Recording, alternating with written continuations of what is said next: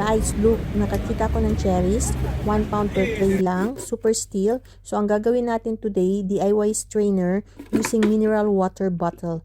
Gagamit lang ako ng soldering gun para butasan yung ilalim. Ingat lang ha, kasi mainit.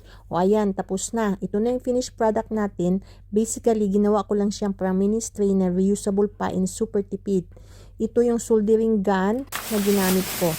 Now, ilipat na natin yung cherries dito sa DIY container. Perfect siyang panghugas.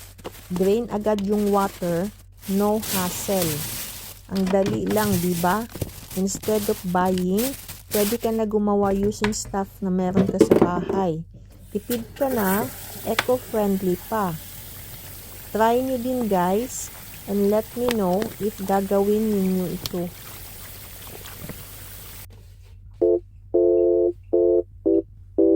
So, ayan. Thank you for watching. Hope nakatulong ang tip na ito. Bye!